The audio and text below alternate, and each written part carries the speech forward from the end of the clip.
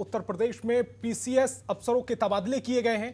PCS सुनंदू Sudhakar को लखीमपुर खीरी भेजा गया है। एडीएम नमामि गंगे ग्रामीण जलापूर्ति चित्रकूट बनाए गए हैं। आशुतोष कुमार दुबे को एडीएम नमामि गंगे और ग्रामीण जलापूर्ति बनाया गया है।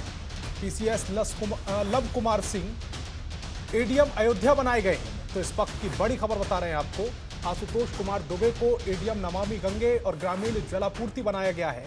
PCS love Kumar Singh ADM Ayodhya बनाए गए हैं। उत्तर प्रदेश में पीसीएस अफसरों के तबादले किए गए हैं। पीसीएस सुनंदू सुधाकर को लखीमपुर खीरी भेजा गया है। इस वक्त की बड़ी खबर, एडीएम नमामि गंगे ग्रामीण जलापूर्ति चित्रकूट बनाए गए हैं। आशुतोष कुमार दुबे को एडीएम नमामि गंगे और ग्रामीण जलापूर्ति बनाया गया है।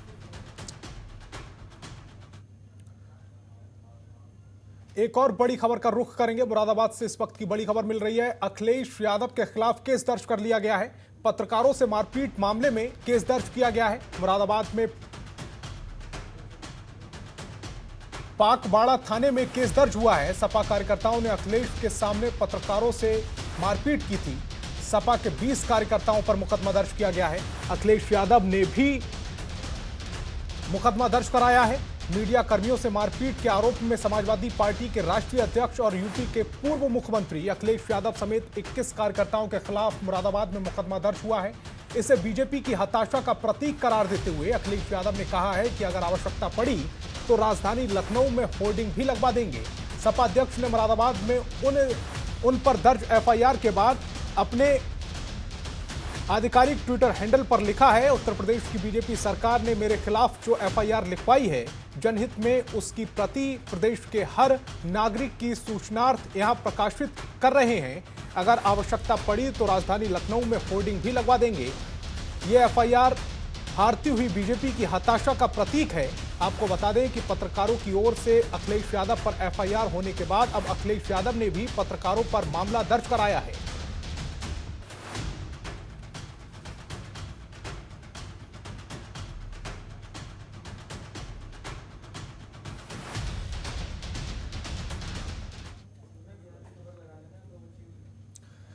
राष्ट्रपति रामनाथ कोविंद आज से 3 दिवसीय पूर्वांचल दौरे के लिए वाराणसी दौरे पर हैं। राष्ट्रपति रामनाथ कोविंद ने काशी विश्वनाथ में दर्शन किए। राष्ट्रपति रामनाथ कोविंद ने आज वाराणसी दौरे के दौरान महादेव के दर पर शीश झुकाया। बाद में उन्होंने गंगा आरती में भी भाग लिया।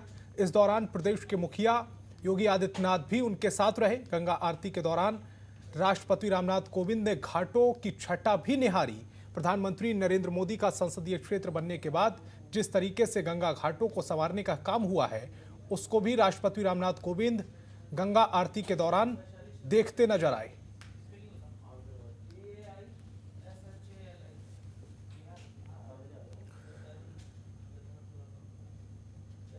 तो 2 तस्वीरें इस समय आपकी टेलीविजन स्क्रीन पर है। पहली तस्वीर में काशी विश्वनाथ मंदिर में राष्ट्रपति रामनाथ कोविंद नजर आएंगे और दूसरी तस्वीर में वो एक स्टेज पर हैं जहां पर वो गंगा की छटा को निहार रहे हैं।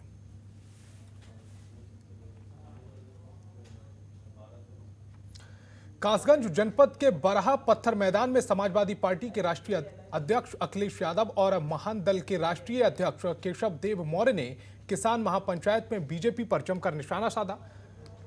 सपा प्रमुख ने कहा कि सत्ता के लालच में दिल्ली में बैठे शासक अंधे और बहरे हो गए हैं। ना उन्हें अब लाखों किसानों का दर्द दिखता है और ना ही महिलाओं की तकलीफ। पूर्व सीएम अखिलेश यादव ने कहा और पुरानी कहावत का हवाला दिया कि अंधेरे नगरी चौपट राजा जैसी स्थिति है। अब यूपी में ये पूरी तरह से सच साबित हो रही है।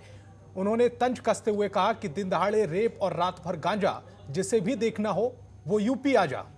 अखिलेश यादव ने सीएम योगी पर भी जमकर हमला बोला। उन्होंने कहा कि यूपी के सीएम कहते हैं कि ठोक दो, इसीलिए पुलिस और जनता ये समझ ही नहीं पाती कि वे किसे ठोकने की बात कह रहे हैं। साथ ही कहा गया कि आंदोलन के दौरान करीब 200 से ज्यादा किसानों की जान चली गई। केंद्र सरकार किसानों के साथ बॉर्डर पर खड़े दुश्मनों जैसा बर्ताव कर रही है।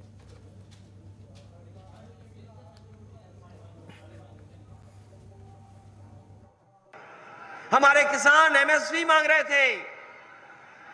किसानों ने कहा हमें एमएसपी दे दो, एमएसपी दे दो, लागत का हमें मूल्य लेकिन सरकार ने कहा ये आतंकवादी हैं। किसानों को इतना अपमान कभी किसी सरकार ने नहीं किया होगा जितना इस सरकार ने अपमानित किया है। किसानों को क्या क्या नहीं कहा गया।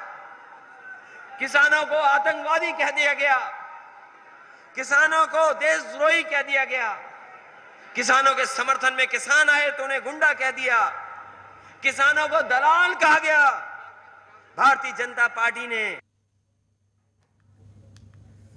आगे बढ़ेंगे और ये जिले में एक निजी कार्यक्रम में शामिल होने पहुंचे कन्नौज सांसद सुब्रत पाठक ने समाजवादी पार्टी के राष्ट्रीय अध्यक्ष अखिलेश यादव के कार्यक्रम में पत्रकारों पर हुए हमले पर जमकर निशाना साधा और कहा कि मुरादाबाद में जो कुछ हुआ यही समाजवादी पार्टी का चेहरा है, यही चरित्र है। समाजवादी पार्टी गुंडों की पार्टी है, जो हमारे मुख्यमंत्री जी ने सदन में भी कहा था। लाल टोपी की पहचान है गुंडागर्दी करना, उसको उन्होंने साबित किया है। सत्ता में आएंगे तो आतंकियों के मुकदमे वापस करो, सत्ता में आएंगे तो गुंडों के संरक्षण दो, सत्ता में आते हैं तो माफियाओं को संरक्षण देते हैं और अब सत्ता नहीं है तो इस प्रकार के हमले करते हैं। यही उनका स्वभाव है। मुरादाबाद में जो कुछ हुआ है ये समाजवादी पार्टी का चेहरा है, यही समाजवादी पार्टी का चरित्र है। और जिस प्रकार से समाजवादी पार्टी गुंडों की पार्टी है और जो अभी हमारे मुख्यमंत्री उत्तर प्रदेश पूज्य योगी आदित्यनाथ जी ने सदन में भी कहा था कि लाल टोपी की पहचान ही गुंडागर्दी बन गई है, तो उसको इन्होंने साबित किया है। सत्ता में आएंगे तो आतंकवादियों के मुकदमे वापस करो, सत्ता में आएंगे तो गुंडों को संरक्षण दो, सत्ता में आते हैं तो माफियाओं को संरक्षण देते हैं और अब सत्ता नहीं है तो इस प्रकार से हमले करते हैं। तो यही इनका स्वभाव है, यही चरित्र है। मुख्यमंत्री योगी आदित्यनाथ ने शनिवार को कपिल वस्तु महोत्सव का वर्चुअल शुभारंभ किया। यह कार्यक्रम सिद्धार्थनगर जिले में 13 मार्च से 15 मार्च तक आयोजित किया गया। इस महोत्सव में कई दिग्गज हस्तियां शिरकत करेंगी। इस महोत्सव के लिए काला नमक चावल की ब्रांडिंग की जाएगी। काला नमक चावल की विशिष्ट पहचान इसकी सुगंध है, साथ ही इसे भगवान बुद्ध के प्रसाद के रूप में भी जाना जाता है। योगी सरकार ने इसे जिले के एक उत्पाद के रूप में चुना है। त्योहार के जरिए काले नमक के चावल की भी ब्रांडिंग की जाएगी। ये न केवल इसे एक अलग पहचान देगा बल्कि किसानों की आय दोगुनी करेगा। आपको बता दें कि ये काला नमक चावल केवल सिद्धार्थनगर ही नहीं बल्कि गोरखपुर, देवरिया, कुशीनगर, महाराजगंज, सिद्धार्थनगर, संत कबीर नगर, बस्ती, बहराइच, बलरामपुर, गोंडा और श्रीबस्ती जिलों का एक उत्पाद भी है। इससे पहले सीएम योगी ने खंड शिक्षा अधिकारी को नियुक्ति पत्र बांटे। शिक्षा अधिकारियों की नियुक्ति तकरीबन 12 साल के बाद हो रही है। नियुक्ति पत्र बांटने के दौरान सीएम ने बताया कि भर्ती प्रक्रिया पहले जाति मजहब देखकर की जाती थी, लेकिन इस बार प्रक्रिया बिल्कुल पारदर्शी तरीके से की गई है। एक जगह भी भेदभाव की शिकायत नहीं मिली है। आगे सीएम ने यह भी कहा कि सरकार युवाओं की ऊर्जा का भी लाभ ले रही है। आपको बता दें कि भर्ती प्रक्रिया में महिलाओं को पहली प्राथमिकता दी गई है। आगे सीएम ने यह भी बताया कि पुलिस कर्मियों की भर्ती भी जिले में सरकार ने ही की है। बताते चलें कि सीएम ने सामान्य लोगों को भी 10% आरक्षण दिया है।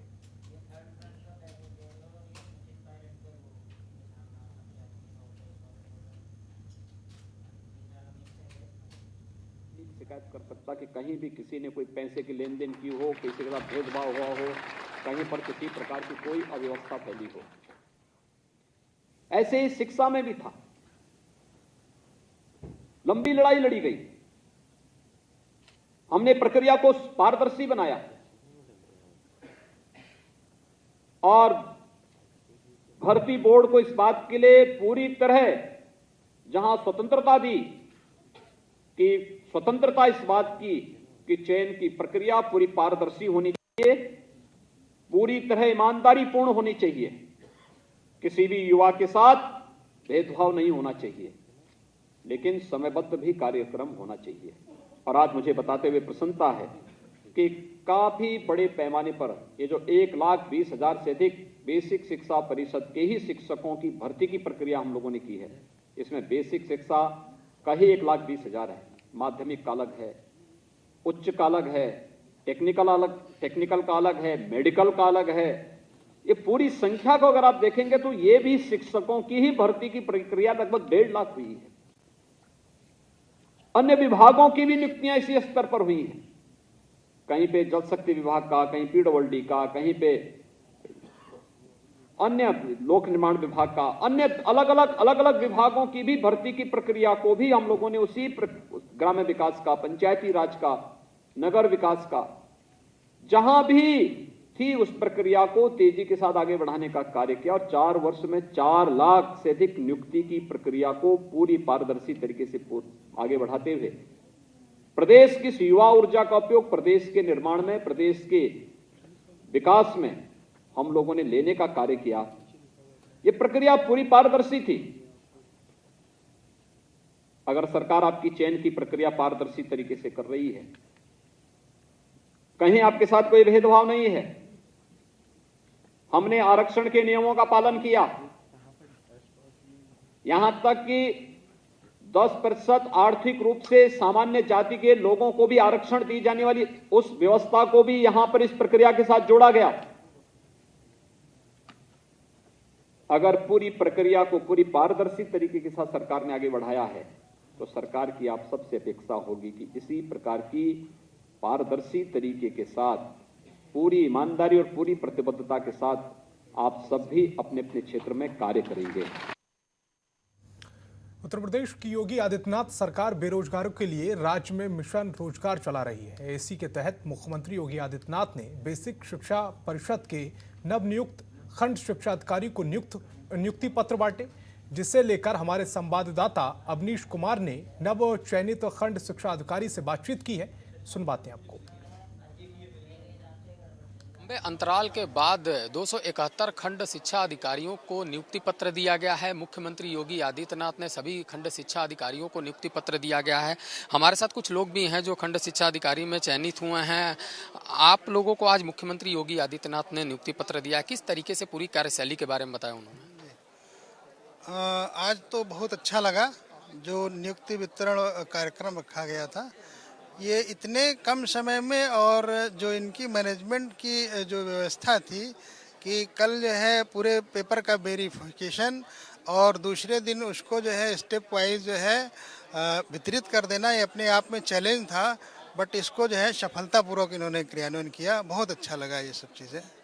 मुख्यमंत्री ने अपनी कार्य संस्कृति के बारे में बताया, क्या मूल मंत्र दिया, क्या समझ में आया आप लोगों को? कार्य संस्कृति का उनका एक ही संदर्भ था कि जो भी जो है कार्य हम लोगों को सौंपे जाए उसको हम दृढ़तापूर्वक अपने करें, बिना किसी जो है जोर दबाव के अपने कार्य के प्रति डेडिकेशन दिखाकर उनके लक्ष्यों को प्राप्त करें। बेसिक शिक्षा स्कूलों का कायाकल्प किया जा रहा है। एक बड़ी जिम्मेदारी आप लोगों के पास है क्योंकि एक विकास खंड होगा, उस विकास खंड में तमाम ऐसे स्कूल होंगे, तो उनको किस तरीके से बढ़ावा देंगे? कोई प्लान बनाया आप लोगों ने, क्योंकि आप लोग चयनित हुए हैं खंड विकास अधिकारी के रूप में? जी, जैसे कि मुख्यमंत्री जी ने और बेसिक मंत्री जी ने भी बताया कि मिशन कायाकल्प चल रहा है। जो आधारभूत संरचना है विद्यालय की, जैसे फर्श टाइलीकरण है, शौचालय है, शुद्ध पेयजल की व्यवस्था है, इसी प्रकार से तमाम ऐसे 14 बिंदु हैं जिस पे सरकार बहुत दृढ़तापूर्वक और पूरे बजटीय प्रावधान के साथ कार्य कर रही है। और धीरे धीरे विद्यालय की छवि भी और आम जन में जो पुरानी बनी थी बदलाव आ रहा है।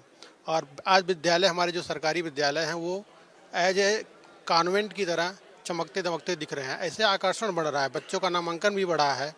तो सरकार की जो ये मंशा है उसी को हम लोग बड़े ईमानदारी के साथ और दृढ़तापूर्वक तरीके से आगे बढ़ाएंगे और विद्यालय को जो सरकार ने 2022 तक लक्ष्य रखा है मार्च तक, उसको पूरा करने का हम लोग प्रयास करेंगे।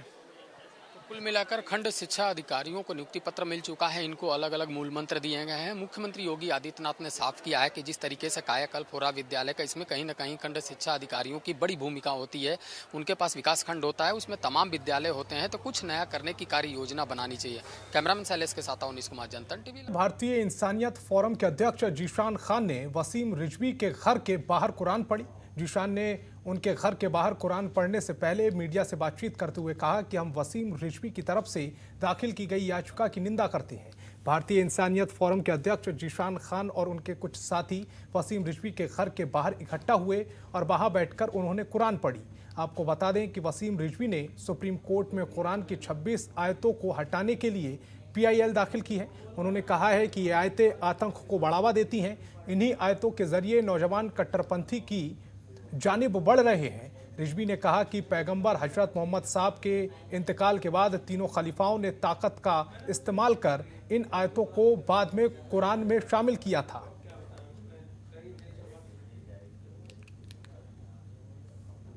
जो है इन्होंने बहुत गलत कहा है। पूरी दुनिया में हिंदुस्तान का सर झुका है इससे, ऐसी हरकत से इन्होंने जो हरकत करी है। कुरान में एक जेर जबर हटाने की किसी की हैसियत नहीं है।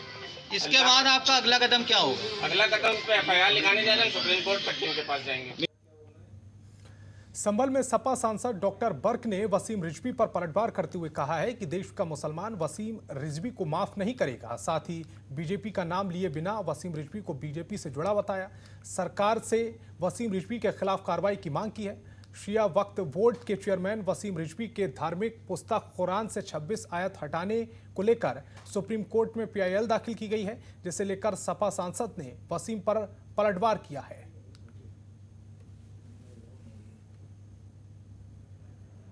पर्दा डालने की वजह से और प्रेस को मुतासिर करने की वजह से उनके खिलाफ कोई झूठी FIR लिखाता है तो इसके खिलाफ हम एजुकेशन करेंगे मैदान में आकर। ये नहीं बर्दाश्त करेंगे किसी भी कीमत पर। वो हमारे पार्टी के लीडर हैं, लिहाजा कुछ भी करना पड़े ये नहीं। ये ऐसे मैं समझता हूँ एडमिनिस्ट्रेशन भी के सामने सारे हालात हैं, वो भी इसकी उनकी गलती नहीं करेगा। प्रदेश में कोरोना के मामलों में एक बार फिर से उछाल देखने को मिल रहा है। स्वास्थ्य विभाग के जारी आंकड़ों के मुताबिक कोविड रिपोर्ट के एक्टिव मरीजों की संख्या 1800 के पार पहुंच गई है। ऐसे में विभाग की ओर से फोकस सैंपलिंग के जरिए कोविड जांच की जा रही है। 21 से 27 मार्च तक लगने वाले कोरोना की वैक्सीन के लिए लोगों की कोविड जांच की जाएगी, जिसमें मजदूर, सब्जी विक्रेता, रिक्शा चालक, फुटपाथ की दुकान व्यापारी शामिल हैं। स्वास्थ्य महानिदेशक के मुताबिक होली पर्व को देखते हुए कोविड जांच की प्रक्रिया में तेजी लाई जा रही है। दूसरे प्रदेशों से आने वालों की संख्या ज़्यादा है। ऐसे में रेलवे और बस स्टेशनों पर होने वाले हर यात्री की कोविड जांच की जा रही है, ताकि कोविड मामलों पर काबू पाया जा सके।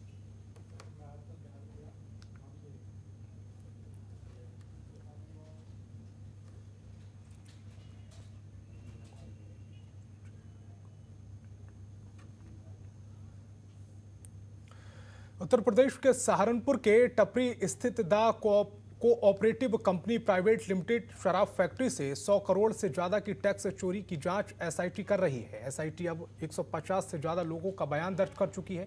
इसमें शराब फैक्ट्री के गार्ड, क्लर्क और अधिकारियों के अतिरिक्त कंटेनर चालकों के भी बयान दर्ज किए गए हैं। इसी में आबकारी कार्यालय में कार्यरत कर्मचारी और अधिकारी के भी बयान SIT ने दर्ज किए हैं और टीम ने जेल में बंद डिस्टिलरी के यूनिट हेड समेत 8 आरोपियों के बयान SIT ने दर्ज किए हैं।